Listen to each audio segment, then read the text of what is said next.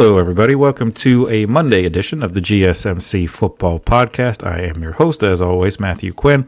Hope everybody had a great weekend. Monday night show here. We've got, obviously, I'm wearing my Florida Gators shirt. We got the Gators playing in the national championship game in college basketball. So, definitely trying to keep a side eye on that while still doing the show. But I do want to thank you guys for tuning in to the show. We're brought to you again by GSMC Sports Network. We have a great show for you today. We'll be covering a number of different topics. First topic we're going to cover is just a number of different NFL news and notes. Nothing really major that's happening, but just a couple of things just to kind of note to just talk about. And we're also going to look into some season outlooks later in the show in our college corner. And we're going to be talking about Michigan and Ohio State. And also make sure you stick around for a little bit later in the show when I'm actually going to be giving you part of my new segment that I'm going to be doing. And that is best and worst case scenarios for each NFL team. And I am going to start, of course, with the Pittsburgh Steelers. So we'll get into that. But before we start, I just want to ask that you guys like and follow the show. If you have a question during the show, we definitely do want to hear it. And if you have a comment, definitely share that as well, because we want to hear that too. Your input is always a big part of what makes this show great, and we thrive on your energy and your insights. So whether it's a quick comment, a thoughtful question, or an opinion that you just have to share, don't hesitate to drop it in the chat. Now, if you want to make absolutely sure that your message stands out and gets featured on the show, there's an easy way to do that. Just use the super chat feature. Just click the $sign at the bottom of the chat box to send in your super chat. This guarantees that your message gets on the air, and it's also a fantastic way to support our channel. We rely on your support to keep bringing you the sports content that you love, and we appreciate every single bit of your support. So go ahead and let us know what you're thinking. Hit that super chat button, and let's keep this show interactive and exciting. And if you prefer, you can also go to the website at gsmcsports.net to tip, donate, and leave a comment or a question there. We couldn't do what we do without your amazing support, and we're so thankful to have you guys as part of our community. So again, that link is gsmcpodcast.net if you want to go ahead and type in a question or a comment there. So let's just go ahead and get right into it. Before we do start, I do, I know this is a football show, but I did want to just acknowledge the event that happened over this past weekend, and that is Alexander Ovechkin breaking the all-time NHL scoring record, passing Wayne Gretzky, who had 894, and Ovechkin now has 895. No, this is not a hockey show, but I definitely wanted to acknowledge that because that's a very, very impressive feat that he was able to accomplish, and it took over 30 years for it to be broken, so it's very likely that it's going to be another 30 years, if not more so, before it's possibly broken again. So we'll have to see with that, of course, but very, very impressive. Congratulations to Alexander Ovechkin for all of his career stats and all of his accolades. Surefire Hall of Famer, of course, and now the greatest goal scorer in NHL history. So congratulations to him. But I just wanted to mention that because it was a pretty big deal that happened over this weekend. So congrats to Ovi and the Capitals, who are having a strong season as well. So let's go ahead and get into the football aspect of this show. And the first segment that we're going to talk about is just kind of bouncing around a different topics here and there. It's not a ton going on in the NFL right now as teams get ready for the NFL draft. That's just in a few weeks now. Just a couple of little things that I just wanted to mention. Top running back Ashton Jeanty. He is visiting the Raiders, and obviously that's not really too surprising. A lot of these top prospects are visiting multiple different teams, but I wanted to in particular point this one out because I had Ashton Jeanty going to the Raiders in the draft in just a couple of weeks because the Raiders desperately need a running back, a franchise running back. They've only had Alexander Mattison since losing Josh Jacobs to the Packers, and Mattison was their leading rusher last year, and he had just over 400 yards rushing, so definitely not where you want to be running the ball. They were close to the bottom of the league in terms of rushing yards, so they want to remedy that, especially with a new quarterback, a new head coach, whole new system in place there. So definitely I'm looking to Ashton Jeanty going to the Raiders. I really don't think he's going to get past the Raiders if anything. I mean, maybe somebody trades up to get him. I know the Denver Broncos are in need of a running back as well, and they were looking at him too, but this is a stacked running back class, so even if Ashton Jeanty doesn't fall to somebody, there's plenty of other running backs in the draft that you can just plug right in and they can start. So, Ashton Jeanty is the best of them, but there's a ton of other running backs, and we talked about them in one of last week's show too. So that's just one thing to watch.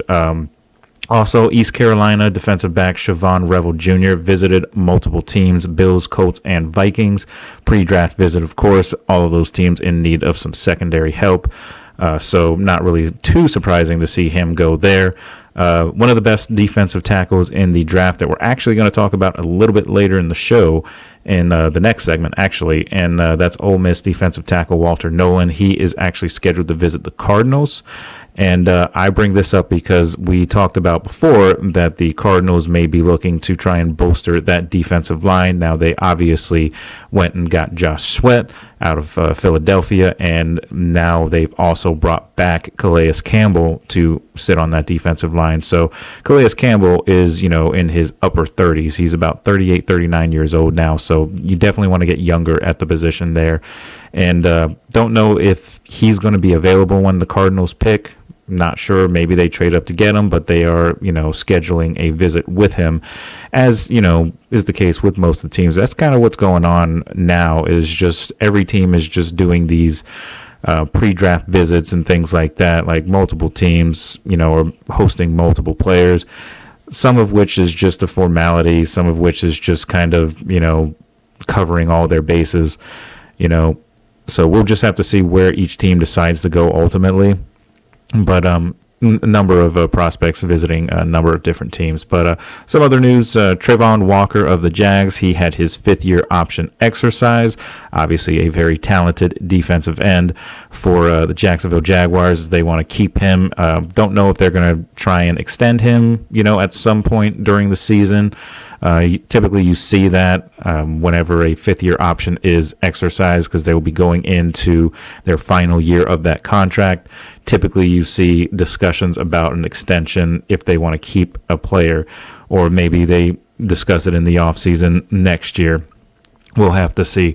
Another interesting piece of news that I saw as well is a guy that not a lot of people have talked about in the draft this year so far, and that's Texas quarterback Quinn Ewers. He's visiting the Raiders this week. Now, obviously, like I said, the Raiders most likely going to take Ashton Jeanty at running back with their first pick, but Quinn Ewers is the type of guy that you could probably get in the 4th, 5th round, something like that, quarterback-wise. And obviously the Raiders signed Geno Smith and just extended him a few days ago as well to be their starter. But it's not really too surprising that they're still looking at quarterback depth behind him, because they don't really have much behind Geno Smith right now. So adding Quinn Ewers would be a decent little project there. They could keep Geno Smith, of course. He'd be the starter. Let Ewers learn behind him if he could. And, see if you could develop into a guy that you could use for the future, because Geno Smith's contract is only about 2 years. It's a 2-year extension, so I believe he will be there until 2027, if I remember correctly, when I covered that last week. But there's not much news post-2027, so maybe they're trying to plan for the future by trying to bring in some added quarterback depth there. But Quinn Ewers, you wouldn't really necessarily consider him a, pro-ready starting quarterback in the NFL. He's definitely a project. He's not quite where he needs to be. He's not really up there in terms of the best quarterback prospects that are in the draft, this coming draft here. But he's somebody that you could probably develop into, at least a decent backup at the very least, or maybe he could be a fringe starter if he can develop properly, but we'll have to see. So that's what's going on with the Raiders. A couple of other pieces of news. Like I said, we're just kind of bouncing around here because there's not really much going on. But LSU tight end Mason Taylor, who is actually the son of longtime Dolphins pass rusher and Pro Football Hall of Famer Jason Taylor, he is actually scheduled to visit Miami. So that would be a pretty interesting storyline there, to have his father, who played for the Dolphins and was, like I said, was a Hall of Famer and, outstanding defensive end. But having Mason Taylor there. That would be a pretty interesting way for him to follow into his father's footsteps and all that. So, so I mean, that's what's going on with the Dolphins. As far as some other teams that's going on, and see in the chat, go Commanders, right? I don't believe that, but you can believe what you want to believe. But it starts with the next segment here, or the next topic that I want to talk about. The number 3 overall pick in the draft belongs to the New York Giants, and the question around the Giants is, have they done enough at quarterback to be able to pass on a quarterback with the 3rd pick? Because they signed Russell Wilson and they signed Jameis Winston, and Russ is slated to be the starter. They also still have Tommy DeVito. He's going to be the 3rd stringer. Jameis is going to be the number 2 guy. So, we'll see what they decide to do. I personally think maybe they go after a guy like Travis Hunter. I think they've done enough this year at quarterback, because it's not like the Giants are going to the Super Bowl or anything this year. It's not like they're one quarterback away. So if I was the Giants, I mean, they only signed Russ to a 1-year deal. So, you want to plan ahead, but next year's draft class is much more, fruitful in terms of quarterback. So I would say that they've kind of bought themselves some leeway here by signing Russell Wilson and Jameis Winston, that they can run into this season with those guys at the quarterback position, and then they can, focus on building their future next year in the offseason with a quarterback there. And, given the Giants' track record, they're most likely going to be, picking pretty high in the draft next year as well. At least if any recent years are any indication, then that's what they'll probably be doing. So they're probably going to set themselves up pretty nicely for a new quarterback. And if they have a bad season and they end up picking a number, or like a top 5 quarterback or whatever it is, then you could also be looking at a whole new coaching staff and a whole new GM, front office, all that. Because it seems like with, when you took a look at what John Mara said at the end of this past season, he's not pleased with where the team is, obviously. Picking number 3 in the draft, that tells you that your team had a very, very bad year this past season. So obviously he wants to get to where they used to be several years ago when they had Eli Manning and they were competing for Super Bowls. But they're a long way to go. It's not just one quarterback away, but they could do enough this year to where they could set themselves up nicely to pick a high pick in the draft and get a quarterback and build around him. They've already got Malik Neighbors, who's a talented receiver. They re-signed Darius Slayton too, so he's a solid number 2 guy. And if they go and they get a guy like Travis Hunter or something like that, you can slate him in at the wide receiver position too, maybe in the slot or something like that. Or you could always work him in defense too, because he plays secondary at corner as well. So we'll see what the Giants end up doing, but they have started 3 different quarterbacks in each of the past 2 seasons, so they do need to fix that issue. As far as just another piece of information that's kind of been going on, just talking about the Browns here for a second. The Browns, they still don't have a starting quarterback on their roster. Yes, they traded for Kenny Pickett. Yes, they have Deshaun Watson technically on the roster right now, but neither of those guys are starting caliber quarterbacks. So they still have questions there. Some have thought that maybe they go after Abdul Carter, but they're going to have to clear his health issues if they want to, successfully pick him and have him be, successful going right into his first year. But there's also been talk that maybe they draft Shedeur Sanders at number 2, or they could even trade for a guy like Kirk Cousins. I know that's been kind of floated around. The Browns have basically said that they're not willing to take on that cap that Atlanta does not want to eat if they were to trade him. So that's kind of holding things up.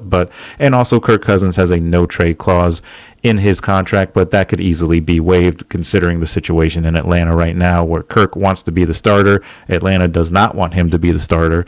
So they're kind of at an impasse. They might as well just cut ties, but they need to find somebody who is willing to trade with them. Otherwise, they're going to have to just cut him and then just eat a lot of dead cap space, much like how the Broncos did last year by releasing Russell Wilson. But so like I said, there's not a ton of things going on in the NFL right now in terms of news. Teams are just getting ready for the draft. So that's kind of everything that I wanted to cover just in that first segment, because there's just not a ton going on, but just, touching on a couple things here and there just to kind of keep you guys up to speed with what's going on in the offseason right now. But we're going to take a quick break here, but when we come back, we're going to talk about defensive tackles. I mean, we've talked a lot about how defensive line and defensive end, defensive tackle is a pretty deep class this year, but we haven't actually dove into defensive tackle. So we're going to do that after this break. So stick with us, and we're going to talk about that. We'll be right back.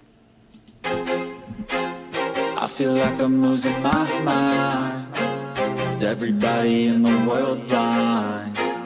Please, Lord, give me a sign, a sign.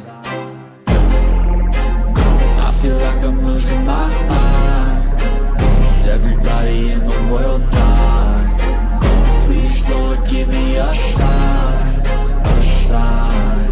I wanna be the greatest. Everybody on the fake shit. I look around and feel like everybody is the fakest. I make this every day and I'm impatient, hoping one day I blow up from the basement. Statement, the top is so vacant. I don't hear shit that I think is amazing. Waiting for my day when I'm playing sold out shows for 1,000 faces. Hey, give me that crown, get in my way and to be put down. It ain't your place, all this my town. If I want that shit, then I'll get it right now. I'm losing it, the noose it fits. I'm losing shit, a stupid myth. You choose to live or choose to dip. You choose to fight or lose your grip and lose a gift. I feel like I'm losing my mind. Is everybody in the world blind? Please, Lord, give me a sign, a sign. I feel like I'm losing my mind. Is everybody in the world blind? All right, guys, welcome on back to the show. Before we get into the second segment of the show when we're talking about the defensive tackles in this upcoming draft, just want to give you a quick reminder that if you have a question or a comment, you can go ahead and hit the super chat or comment on YouTube itself. And just, don't or donate as well. Send a tip in, anything that you want to do, anything that you want to do to basically contribute to the show. You can do that over at GSMCsports.net.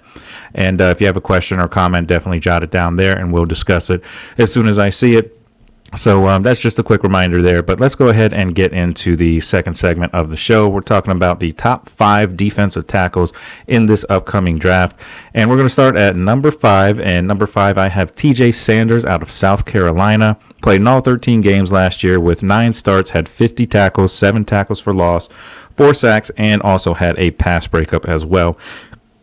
Excuse me. And he offers a pretty stout resistance at the point of attack. He was one of those guys that was, very, very good. He's a violent, he's got those violent hand strikes, when an offensive lineman, when the play is snapped, he can really push the offensive lineman backwards. He's really good against the run, as most defensive tackles in this draft class are. He's got that full extension, reads the runner very, very well as well. He can shed blocks really well, tackles really well. I mean, he's got everything that you really want in a defensive tackle. So it's interesting to see who might take him, because a lot of other guys are getting a lot of publicity and a lot of notice and things like that. And we're going to talk about some of those guys as we go on with this list here.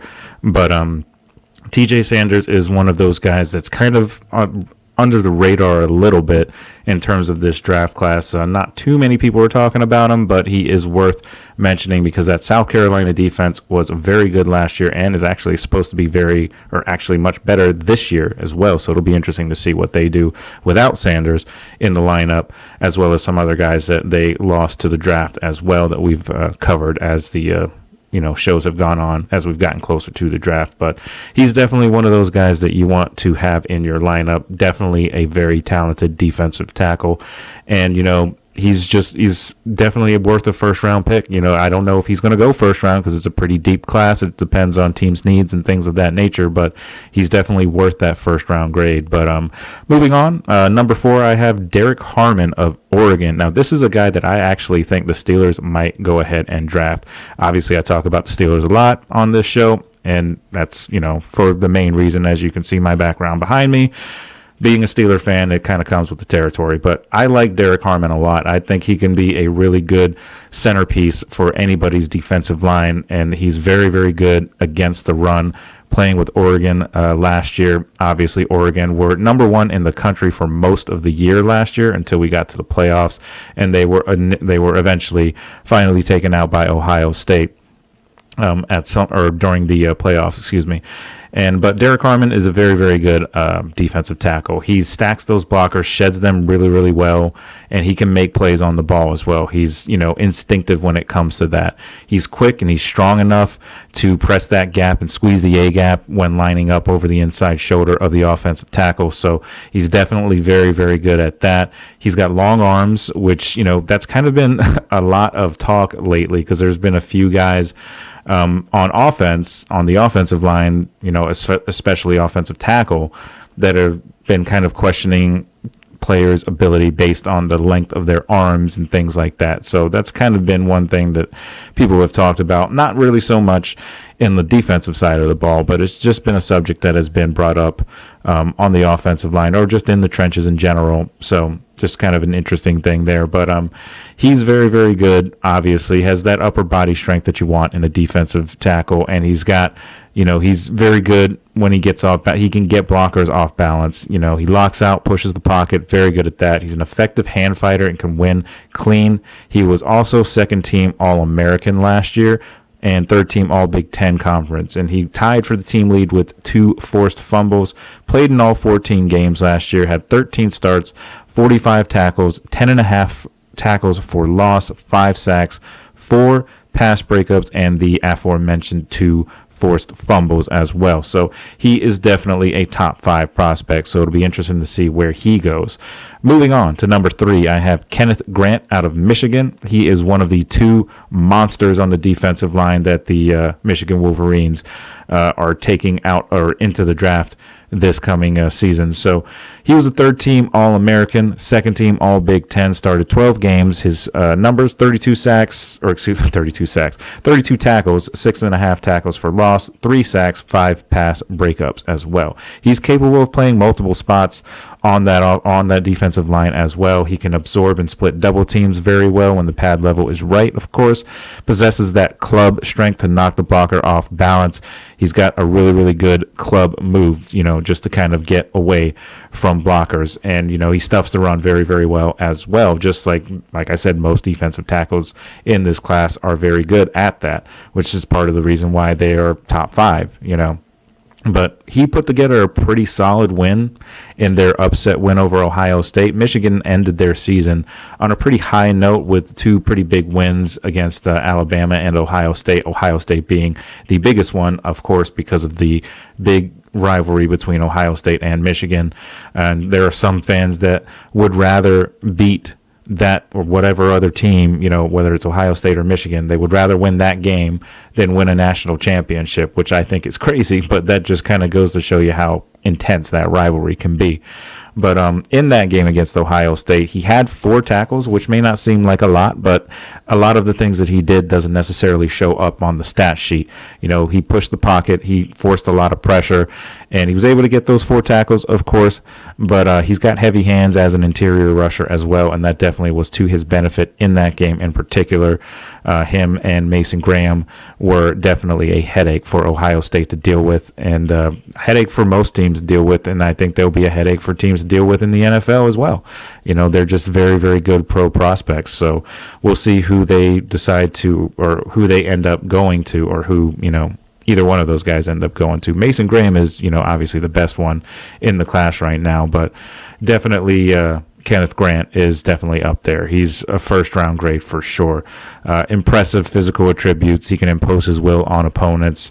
His game will probably come together in full once he gets to the pro level and he's able to kind of take those physical attributes and use it to, impose his will a little bit more as he gets more development and more teaching and coaching from NFL defensive coaches. So moving on, number 2 on my list here, I have Walter Nolan out of Ole Miss, and we briefly mentioned him in the previous segment, how he is making the rounds, doing some visits before the draft. He was the number 1 overall recruit nationally when he was coming out of high school. And he only spent last year with Ole Miss. So he bounced around a couple teams before that. Texas A&M, I believe it was, that he was the defensive lineman there. So he had 14.5 tackles for loss and 6.5 sacks last season. So very productive, of course, for Ole Miss. And Ole Miss were a pretty solid team last year as well.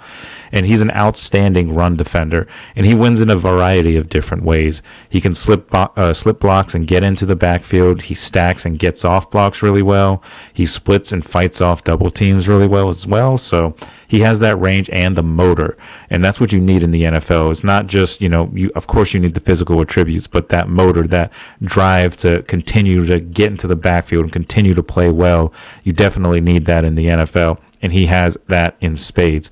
He works half the man and he can beat blockers clean with his hands. Has high upside as a pass rusher as well, which you don't typically see too much in defensive linemen. They're more, stopping the run, plugging up holes, things like that. But, the best defensive tackles can also get to the quarterback very well as well. So some of his numbers last year, he was first team All-American, first team All-SEC as well. And he was a finalist for the nation's top defensive lineman. That's the Outland Trophy.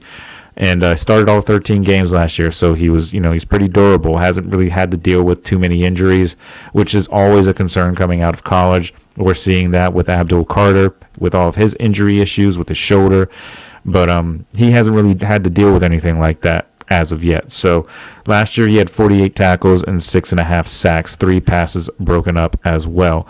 And his best game last year came over Mississippi State in the Egg Bowl, where he tied his career high in tackles and tackles for loss. He had 8 tackles and 3.5 tackles for loss, and he also added 1.5 sacks as well. So definitely a number one pick, or first round pick for anybody that wants to get him, and he's going to be gone pretty quickly, I believe. But the guy that's going to be gone even quicker than that is going to be Mason Graham, the defensive tackle out of Michigan. He is by far the best defensive tackle in the class. He's an outstanding run defender, led Michigan's defensive linemen with 45 tackles in 2024. Stacks blockers as well, locates the ball, disengages them in time to make plays. He slips blocks very, very well. He can close those gaps, and he is stout for his size too, and he fights to hold his ground when getting double teamed, and he doesn't split those blockers either. So he's very, very good at at his position, of course.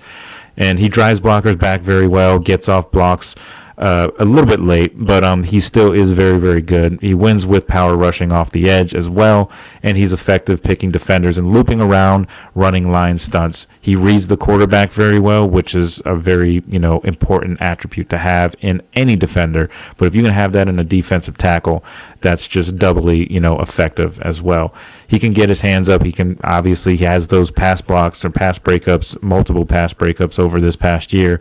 And against Ohio State, he had 7 tackles, disrupted that Buckeye offense very, very well with his pressure and his ability to stuff the run. Obviously, Ohio State had a pretty good offense with some solid receivers as well, but they weren't really able to get much going against that Michigan defense. And it started with Mason Graham.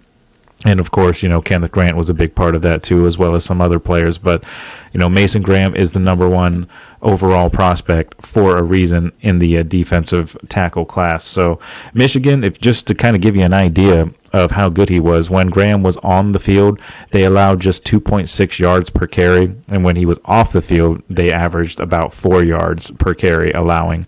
So, that just kind of goes to show you he's good for almost 2 whole yards per carry, if he's on the field. So definitely a good player to go ahead and draft. He should be a top 5 pick, I would think. I can't imagine him going or falling out of the top 10. That would be crazy. Somebody is either going to draft him or they're going to trade up to get him. He's that good. So we'll see who ends up doing that. It's just a few weeks until the NFL draft. So all of our questions that we've posted here on this show will be answered, of course. And that's it for that segment as well. When we come back, we're going to start a new series, and this series is best and worst case scenarios. So basically what it's going to be is I'm going to talk about the Steelers first in this segment. And this is basically just going to, be exactly what it sounds like. Best and worst case scenarios, like best case, what can the Steelers end up, finishing their season with? Worst case is, does everything go wrong, and do they end up picking pretty high next year in the draft? We'll see. But we'll get into all that in the next segment here. So we're just going to take another quick break. When we come back, we will talk about our best and worst case scenarios for the Pittsburgh Steelers. So just stick around. We will be right back. Looking for your daily fix of sports talk without having to pay for it? GSMC Sports Network is available on YouTube. Just search GSMC Sports Network. Get your fix of daily sports talk shows on YouTube, absolutely free. NFL, college football, NBA, MLB, MMA, UFC, fantasy football, and so much more. GSMC Sports Network has shows running all day long, with new sports shows starting every 2 hours. Just like on your favorite cable sports channel, except GSMC Sports Network is absolutely free. Just search GSMC Sports Network on YouTube to catch one of your new favorite shows, like the GSMC College Football Podcast, Chip Shot Football Podcast, Hoops and Heels Women's Sports Podcast, GSMC Basketball Podcast, and so many more. Check it out for yourself. GSMC Sports Network, now available on YouTube absolutely free. Search GSMC Sports Network on YouTube right now.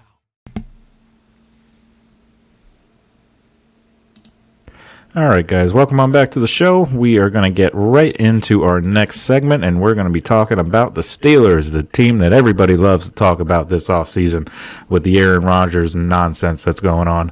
But basically what we're going to do here is we're just going to talk about things that could happen during the season that could result in their best possible outcome for the season, or, things that could just go completely awry. So we're going to start with the best things that could possibly happen and this is all predicated on, I'm just assuming that they're going to sign Aaron Rodgers at this point. And, as much as I don't want it, I'm thinking it's probably going to happen. It's just taking forever because that's just Aaron Rodgers for you. But best case scenario for the Steelers, in my opinion, they sign, Aaron Rodgers, whatever the case, and they end up getting to the playoffs and they win a playoff game. That, I think, is the best case scenario for the Steelers this coming season. There's going to be a lot of things that are going to have to go right for that to happen, because a lot of people seem to think that, or at least a lot of people in the Steelers front office seem to think that they are just one quarterback away from competing for a championship, when really they're not. They are a fringe playoff team at best. And, I've talked about this ad nauseum about why they would go and get a guy like DK Metcalf and throw $150 million at him when they don't have a guy that's going to throw him the ball. It's poor organizational leadership, in my opinion. And, I don't think you don't go and get an all-world receiver like DK Metcalf if you don't have anybody to throw the ball to him. And it also kind of questions why DK even decided to sign with the Steelers, because he does, obviously receivers want to get the ball, but if you don't have a quarterback that's going to get him the ball, then it's not going to really matter how good he is. You need to shore up that quarterback position, and they have not done that in several years. They've neglected the quarterback position year after year after year after year. And even the past few seasons before Ben Roethlisberger retired, they should have had a plan in place, and they did not.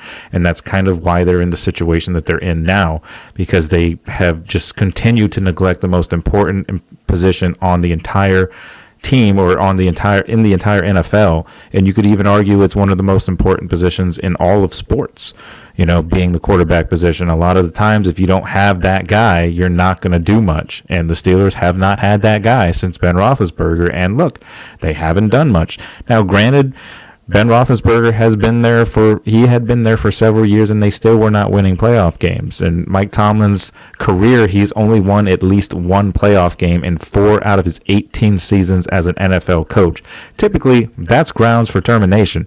You don't have that little success, in the NFL in the playoffs and still keep your job typically.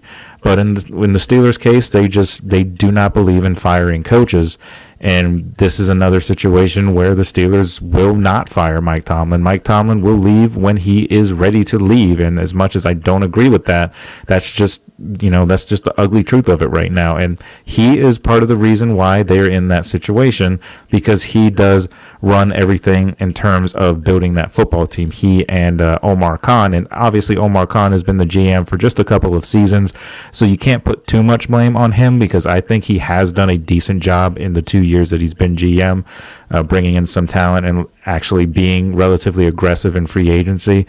If this was still Kevin Colbert, the previous GM, DK Metcalf would not be here, I guarantee it. Patrick Queen would not be here, I guarantee it.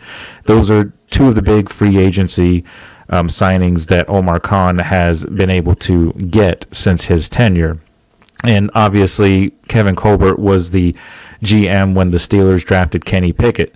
And I firmly believe that if Omar Khan was the GM on that particular draft, I don't think they select Kenny Pickett. I just think it was a safe bet in their mind, because they figured we're in the same building as this guy, and we've seen him for like 3 years at Pitt, and this is going to be the guy that's available.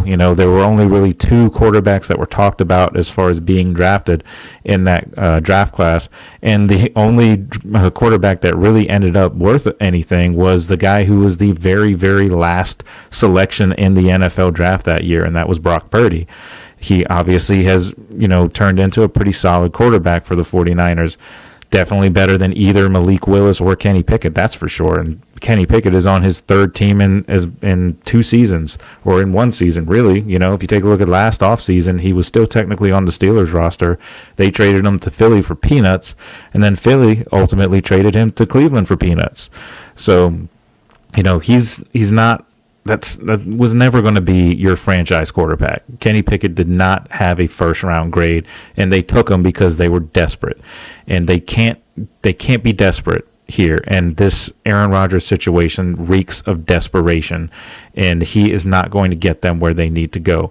So best case scenario, Steelers get to the playoffs and win a playoff game. Don't think they go much further than that. Worst case scenario, there's a number of different things that could happen.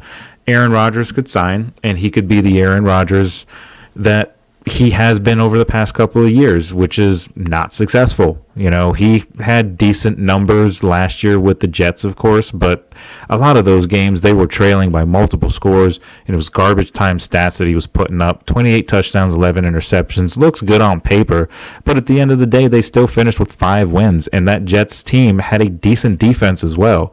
And they had decent running backs, too, and decent wide receivers. So what is the X factor there as far as why they were 5-12 instead of 12-5? That's Aaron Rodgers. Whether you like it or not, whether you love Aaron Rodgers or not, he was the starting quarterback when they went 5-12. You can't blame him for his first year in New York because he had the Achilles injury and didn't play. And, you can't fault him for that. That could happen to anybody. It was an unfortunate injury, and it is what it is. But last year, he started every single game, and they were still 5-12. So the Steelers may have a better team on paper, maybe. I honestly don't really know. They're better coached. I would give them that, because the Jets are a mess. But maybe the Jets will be better now because they've got Aaron Glenn as their head coach. Who knows? But they still got Woody Johnson as the owner. So as long as he's the owner, they're probably still going to be the Jets. But that's kind of the way I feel with the Steelers. As long as they have Mike Tomlin as the head coach, they're still going to be that team that gets blown out in the first round of the playoffs if they make it. And adding Aaron Rodgers is not going to do anything to that.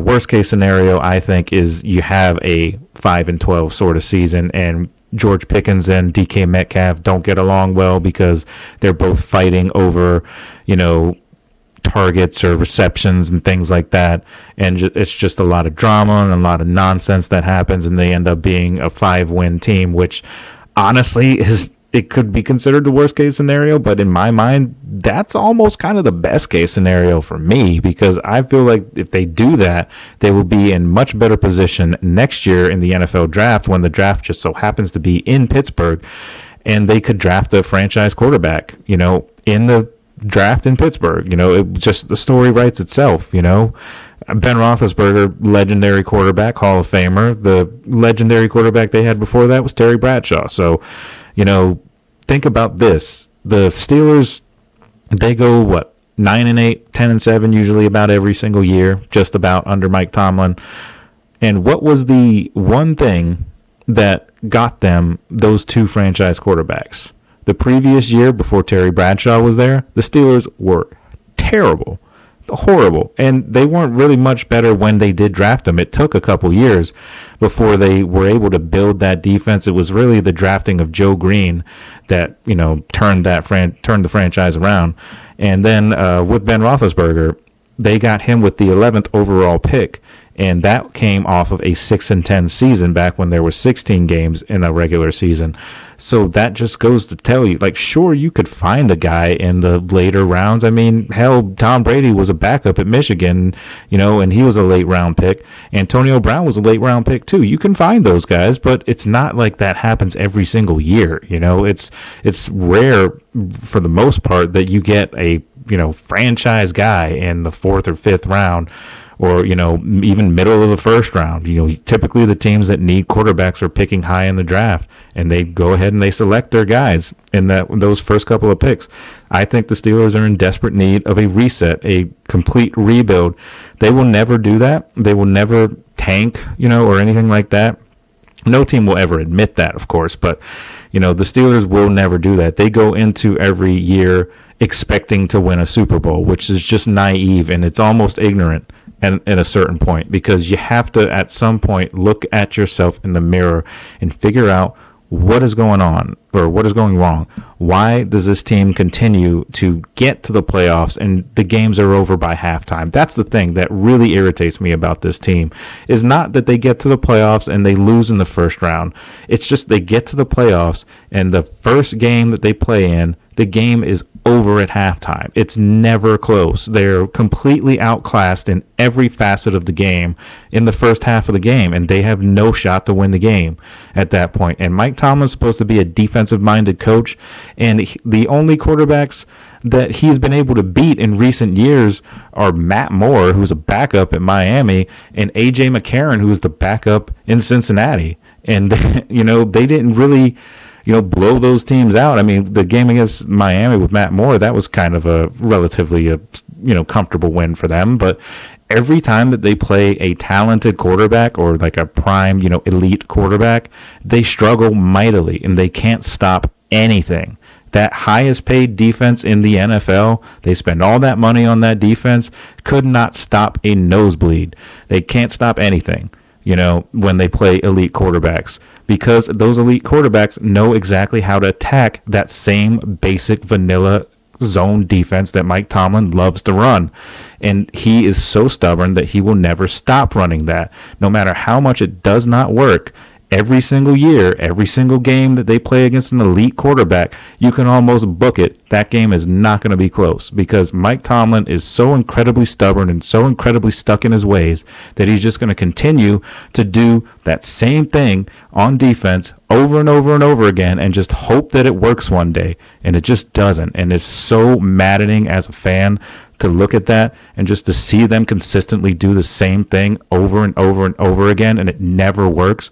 And he always preaches that he doesn't live in his fears or anything like that. Well, if that was the case, then if you're playing a team like Baltimore or a team like Philadelphia and you're down by 2 scores in the fourth quarter and you have the ball across midfield and it's 4th and 2 and you decide to punt instead of going for it, that's living in your fears. Or when you play Cincinnati at the end of the regular season, when you played them earlier in the year and your game plan worked because you threw the ball all over the place and their secondary was terrible, so you were able to have success that way. But they played them again in the last game of the season and they did a completely different thing, and they just were terrible. They didn't want to throw the ball, and Mike Tomlin's reasoning after the game was, we didn't want to give Joe Burrow the ball too much. I'm like, that's just like, really? That's really your excuse? That's what you're going to tell the fans?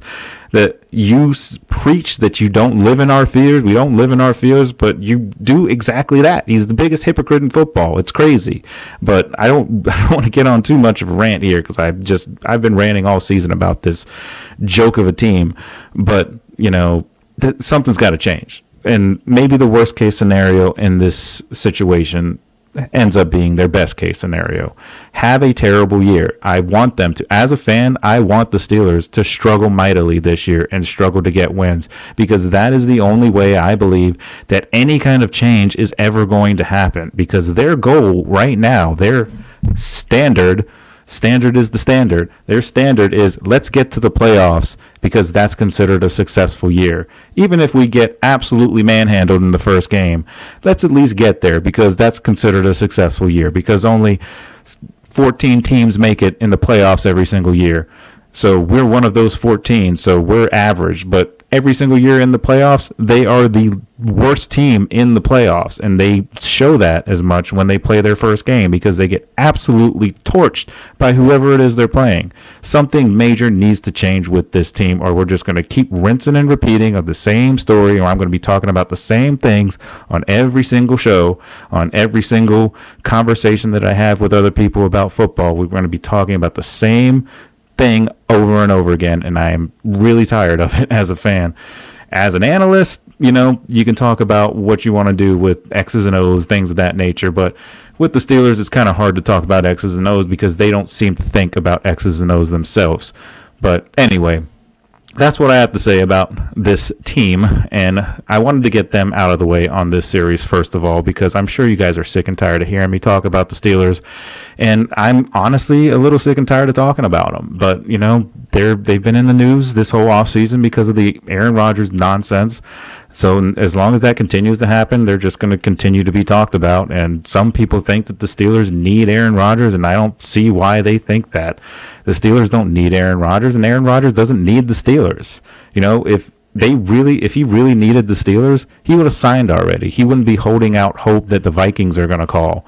He doesn't even want, the Steelers are not even his first choice. He wants to go to the Vikings. He doesn't even want to go to the Steelers. He'll just go if there's no other options. So that right there should tell you that he doesn't need to be in Pittsburgh. If he doesn't really want to be there, you want volunteers, not hostages, right? So, no, it is what it is. But we're going to move on because I don't want to talk too much about this segment too much, and I will talk about the Commanders, Dan, at some point, so just hold your horses. We'll get there, not in this show though, and I already talked about Ovechkin, so congratulations to him again, but this is a football show. We're not going to talk hockey, so we're going to take another quick break, but when we come back, we are going to dive into some college football, the College Corner, and we're going to start with the Ohio State Buckeyes, their season outlook, and then we're going to end with Michigan. So stick with us, and we will be right back right after this break.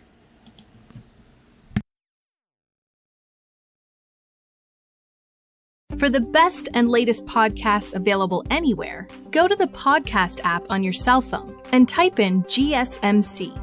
To access free content-rich podcasts on health and wellness, book reviews, sports, entertainment, relationships, social media, movies, technology, finance, and even weird news. Subscribe and download the GSMC Podcast Network's family of shows, available everywhere podcasts are found.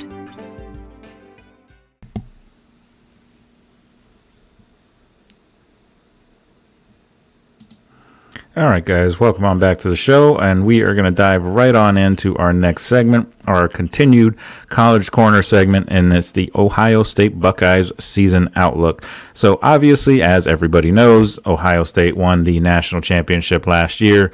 That's the best possible outcome of any season that you could ask for. So the issue with Ohio State this particular season coming up is their loss of talent that they've had. They've lost a ton of players to the NFL draft, and they are still expected to be a strong contender, and a lot of people are still predicting if I can talk right, predicting them to win about 11 games, having like an 11-1 record, something like that. And their biggest focus this offseason and through spring ball is replacing a lot of their key starters that they lost, including having a new quarterback. And they're also going to rely on some talented incoming class and transfer portal additions as well. Another piece of their national championship puzzle from last year, Chip Kelly, their offensive coordinator from last year, he has left and he has since joined the Raiders with Pete Carroll. But now they have former Ohio State quarterback Brian Hartline, I believe he was a receiver, actually. I remember watching Brian Hartline. I believe he was a receiver, but correct me if I'm wrong there. But he's going to fill in the void at offensive coordinator. And the key area to watch, really, as it's usually the case with most teams, is the quarterback position. That's the most important position on the team. So right now, the whole pole position to start at quarterback is young quarterback Julian Sayin. But Lincoln Kienholz and Tavian St. Clair are also vying for that spot, but it's looking like it's going to be Sayin that's going to get the job there, barring any kind of setback or injury or anything like that. Like I said before, there's been a ton of roster turnover with a lot of the class going to the NFL. They're managing a large exodus of their upperclassmen, so they're going to need to replace a majority of their starters on both sides of the ball.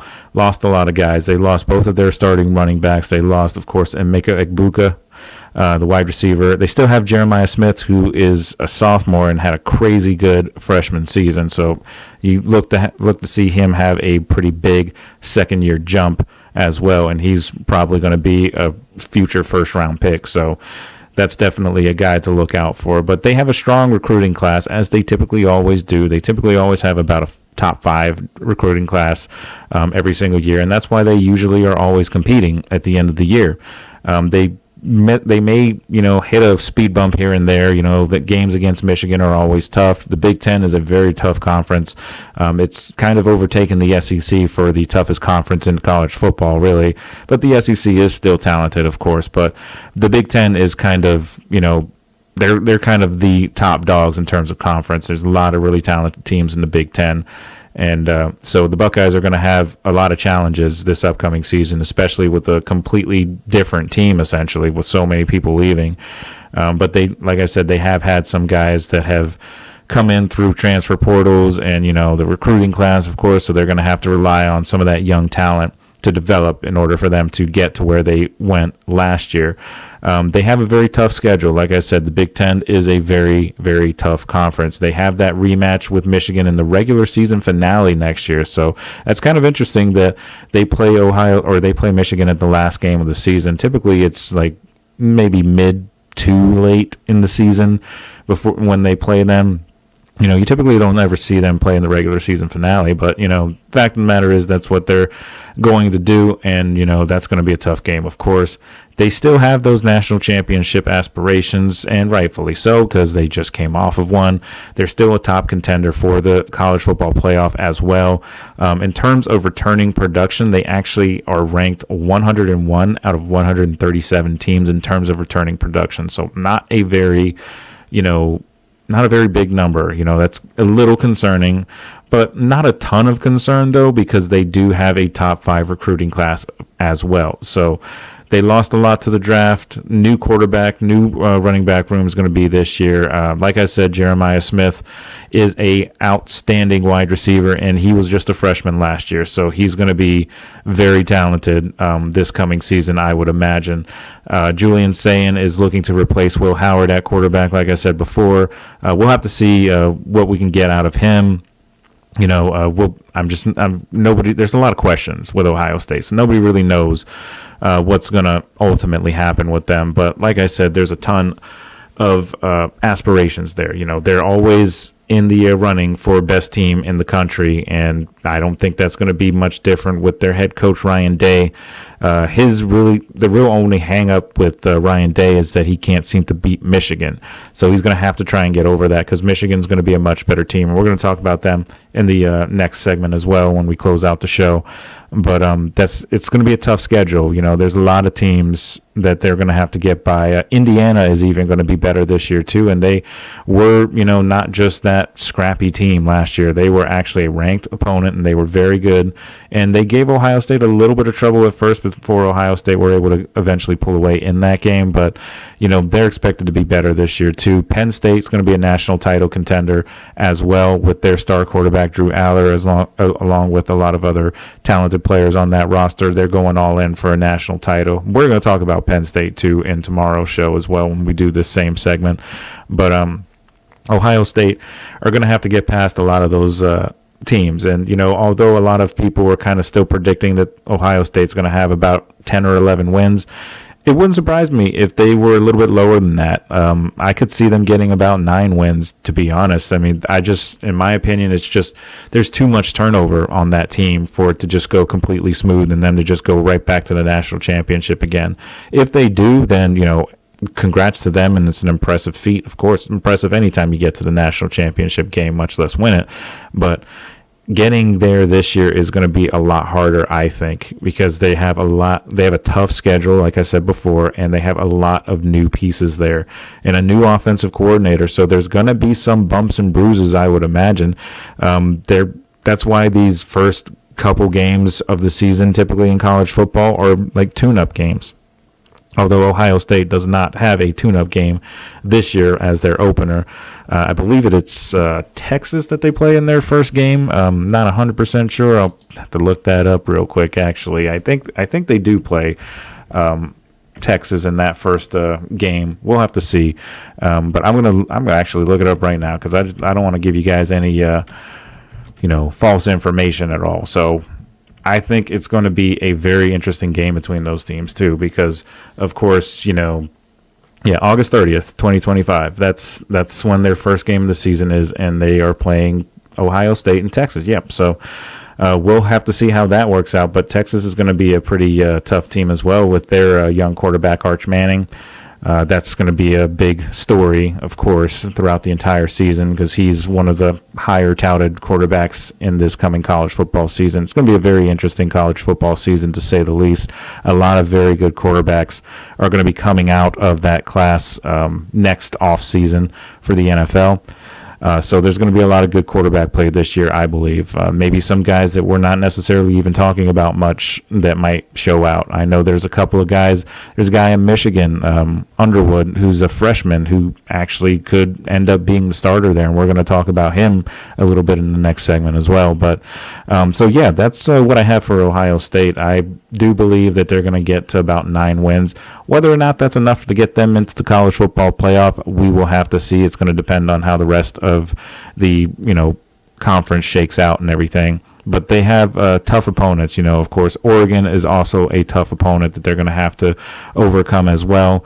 They're always right up there. And, of course, Oregon usually in the Pac-12, it's kind of weird seeing them in the Big Ten, but, it is what it is with conference realignment and all that. It's just going to continue to happen, and who knows, maybe we're going to get eventually to just one, league with just maybe 2 conferences like the NFL does, probably way down the line, though, because that's going to be a lot of realignment for that to happen.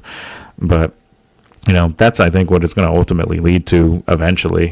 With all of these realignments and all that, you would just think that it's only a matter of time before all of the teams, like in the SEC and the Big Ten, kind of merge and, they're just all going against each other. I think that would be very interesting, too.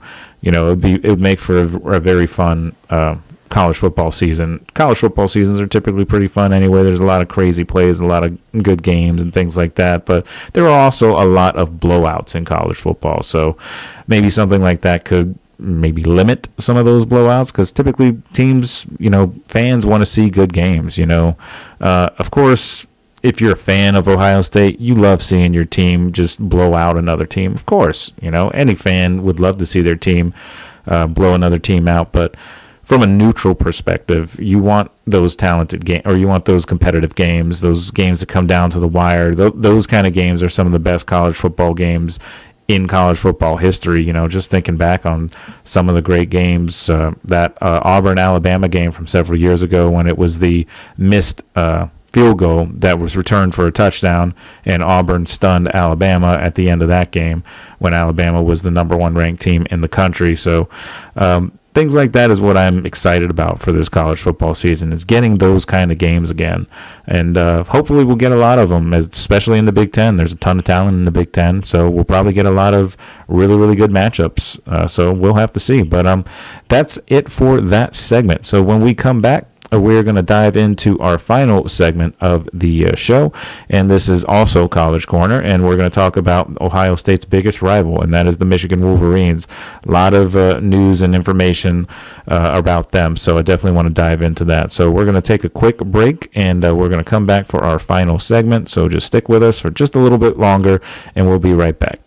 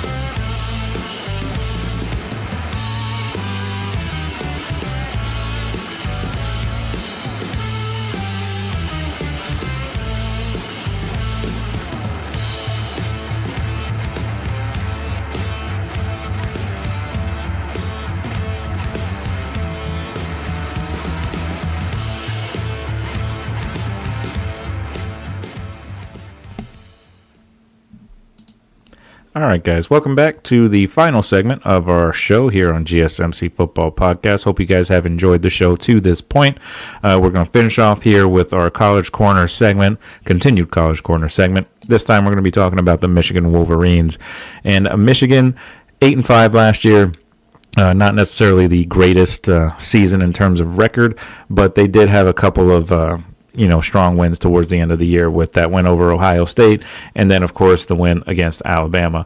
So they have added a few players. They've lost a few players, guys, or a few players as well, primarily on defense, but with the addition of their 5-star recruit quarterback Bryce Underwood, and they also have a veteran transfer in Mikey Keene, Michigan has now both elite talent and experience at that position this time around.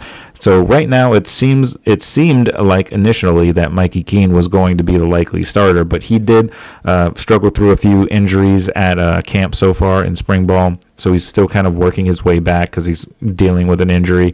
So that's kind of given Underwood a lot more time in spring practice and things like that. So it's seeming more likely that it's going to be Underwood that's going to be the starter. And he has all of those traits that you want. He's an electric passer or electric quarterback overall. Great passer, can run the ball as well. It's going to be fun to see him play. It's on a very, very tough Big Ten conference. So right now, their improvement at the quarterback position is really the biggest story. During the offseason, it's resulted in a massive upgrade to the offense. Their wide receivers coach, Ron Bellamy, also said that this is the deepest wide receiver room that he has been in since he joined the Michigan coaching staff back in 2021. In addition to the return of guys like wide receiver Frederick Moore and Samaj Morgan, Michigan also scored some big wins on the recruiting trail as well with guys like Andrew Marsh and Jamar Browder. Both Marsh and Browder have been standout playmakers during spring ball, and Bellamy expects both of them to play a key role in the offense this coming fall during the season. And additionally, Michigan also landed Indiana transfer Donovan McCulley during the offseason. Now, he is a very big-bodied wide receiver, 6'5", weighing in around 200 pounds. Both him and Browder both have that same type of frame, and they could provide that type of size at wideout that we haven't seen at Ann Arbor in quite some time. So new offensive coordinator they have now this year too is Chip Lindsey, and he has 30 years of college coaching experience, which is a far cry from what they had last year when they struggled offensively.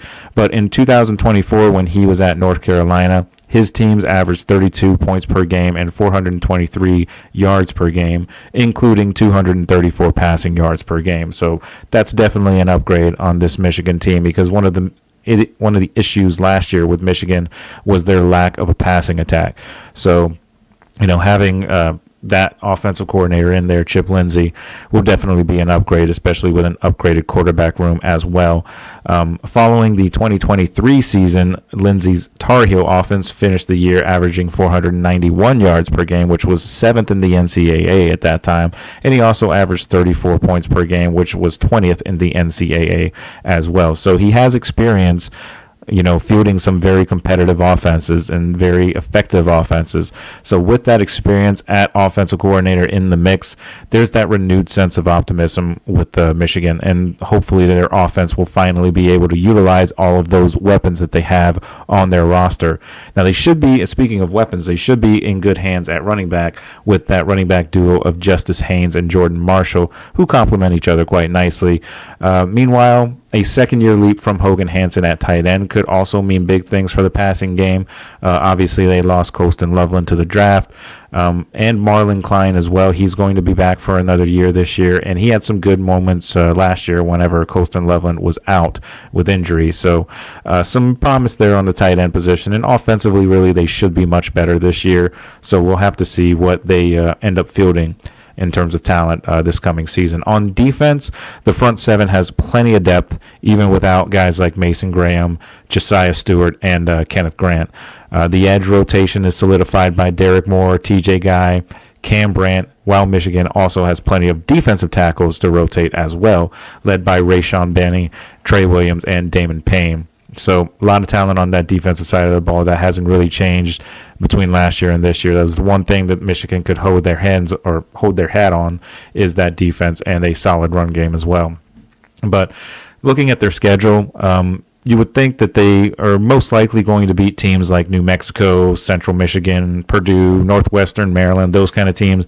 You would think that they're most likely going to get wins there. So if they do, that's 5 wins right there off the bat. And then they have a couple of tough games a little bit later on when they have Michigan State and they have Wisconsin. Though they should, on paper, be able to beat both of those teams, those are still interconference games. So those are always difficult. And Wisconsin, they're always pretty scrappy, especially towards the beginning of the year. It's only towards the latter part of the year that they typically tend to fall off a little bit. But they're still a talented team for the most part, and they're going to be a tough out regardless. Where things really get interesting in terms of their schedule is that there are 5 games that you would kind of consider toss-ups, maybe even consider them underdogs in. Oklahoma, Nebraska, USC, all of those teams are going to be difficult. And, of course, Washington, who could be one of the more improved teams in the Big Ten this year. And, of course, you got to mention Ohio State with that regular season finale. That's, of course, going to be a difficult game, although they have had recent success over Ohio State in the past few years. So if they're able to continue that, then, who knows? Maybe they can even get up to 10 wins. We'll have to see. But if you take a look at the Ohio State matchup, that's going to be difficult regardless because of how many contributors the Buckeyes lost. That's going to be, kind of the real question mark there. But these teams are usually pretty closely matched when they play each other. There's not too many times you see blowout games here and there. I mean, the game that Michigan had the year they won the national championship against when they beat Ohio State that year, that same year they won the national title, that was a pretty one-sided game, of course, but for the most part, these games are pretty close, and I don't think that's going to be any different this coming year. So, fortunately, the other thing, though, is that they get both of those games, both Ohio State and Washington, at home. So that's going to be definitely something to, have a little bit of optimism on. And I don't really think it's too bold to say that Michigan's going to be better than that 8-5 record that they had last year. I think possibly a 9 or 10 win is pretty realistic. If they can get everything, settled offensively, if their quarterback can develop no matter who it ends up being, I still think it's going to be Underwood. But who knows, it could still be Mikey Keene as well. But we'll have to see. Depending on what shakes out in the rest of spring ball and spring practice and all that stuff. So, I think Michigan is going to be one of the more improved teams this year. And I actually had them, if you remember, or if you watched one of the shows that I did several weeks ago when I was talking about teams that could surprise some people in college football this season, I listed Michigan as one of those. And for a lot of the reasons that I mentioned in this segment here are kind of the reasons why. I think that they're going to build on those 2, impressive wins at the end of last year, and they can kind of move forward, trying to get better and better on that team. So we'll see. It's going to be a fun season, like I said, especially in the Big Ten. The Big Ten is a very, very tough conference. So we'll have to see what they decide, we'll have to see what they do in each one of these games going forward. But should be fun. 9-10 wins, I think, is a pretty solid prediction for them. Maybe they can squeeze another win or 2 out of that. Maybe they upset Ohio State or upset Washington. They've had success against Ohio State in the past, so it's not out of the realm of possibility that they can have success against Ohio State this year, because they're going to be much closer in terms of talent this year than they were last year. And Michigan were still able to beat them last year. Low scoring game, there wasn't much offense in that game, but Michigan should be much improved offensively this year. Like I mentioned before, defense is still very, very good. So they've got all the pieces that you want. If they can just, really the biggest question is, what's going to happen at quarterback? If they can, really have improvement at that position as opposed to just having improvement on paper, if they can actually translate that into games, then, they could be looking at a 10, maybe even 11 win year and get into the playoffs, and who knows what happens at that point. But there's going to be tough opponents, whether you get into the playoffs or not. Most likely Penn State's going to be there too. Penn State's one of the better teams in the country, let alone the Big Ten. Ohio State's always tough. Oregon's tough, all of those teams. USC can be scrappy at times, so we'll see. That's pretty much it for the show. I don't have a ton left to add as far as Michigan is concerned.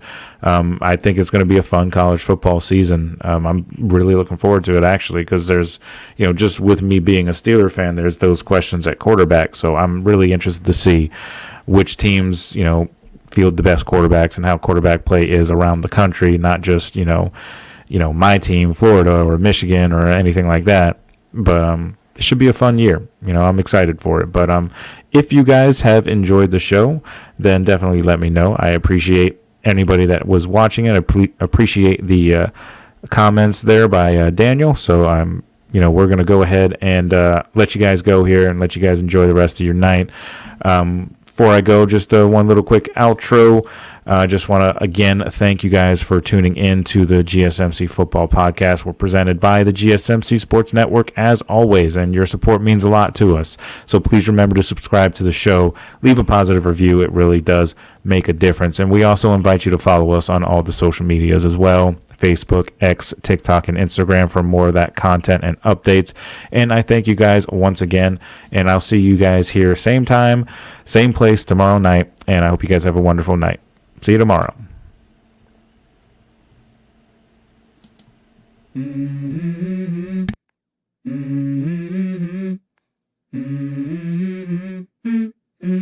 Let's go. I wake up to a little bit of drool on my pillow, feel like it's gonna be a bad day. Yeah, I'm tired of shit, and the coffee ain't hit yet, damn, ain't that great.